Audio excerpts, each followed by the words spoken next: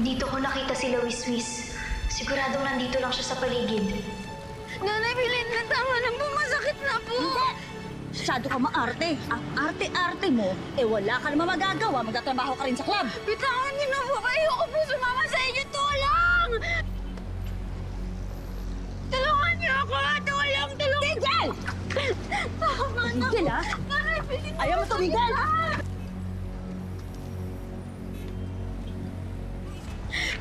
Nanay, bilhin na tama na po. Bitawan niyo na po ako. Ha? Ay! Wala kayong pakialam. Dinidisiplina ko yung anak ko. Kailangan nila Wiswis ng tulong. Totoo naman pala yung sinasabi mo, Belinda. Magandang alaga mo. Hindi ba? Sinabi ko naman sa'yo. Pagbihisan mo na yan. Malapit ng happy hour. Bayad ko muna.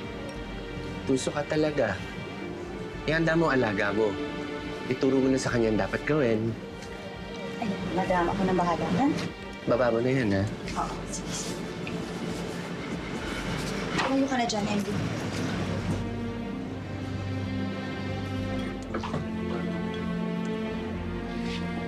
Oh. Tumayo ka dyan, isuot mo to. Tumayo ka, isuot mo to. Nanay, bilhin na. Ayoko po. Ang dami mo sinasabi. Tumayo ka dahil pinatatayo kita at isuot mo na to. Ayoko po dito. Ayaw mo dito. Ayaw mo rin isuot. Tumayo ka pag pinatatayo kita. Bakit ba ayaw mo? Kailangan ako pa maghubad ng damit mo para lang magpalit ka. Kanina ka pang kulit-kulit mo sinabi lang dapat magpalit ka na dahil kailangan mo nang bumaba. Boss, Emily. Siyempre naman. Sexy. Oh, Marte. Saka dito. Kayo nang bahala dyan. Huwag ka na, Marte.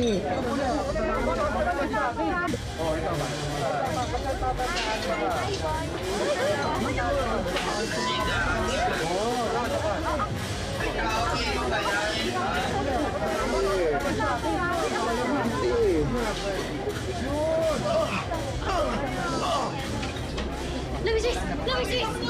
Sino ka? Bitawan mo ko! Bitawan mo ko! Wiswis! Wiswis, sandali! Iwan mo ako! Hindi mo ako kailangan takasan! Bitawan mo ko! Hindi ko alam kung ano ka, pero layuan mo ako! Wiswis, hindi ako nagpunta rito para makipaglaban sa'yo. Hindi nga ako si Wiswis! Ako si Emily! Emily pangalan ko! Hindi, Wiswis. Hindi ikaw si Emily. Ikaw, si Wiswis. Isa ka ring taong ibon na katulad ko! Layuan mo ko! Bitawan mo ko! Sandali! Makinig ka naman sa akin! Wiswis! Bitawan sandali! Mo ako! Hindi ako si Wiswis!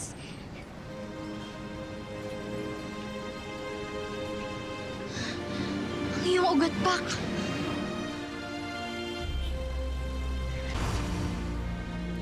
Wiswis, ito ang iyong ugat, Pak. Layuan mo ko. Nandito lahat ng alaala mo. Ah! Ah! Wiswis!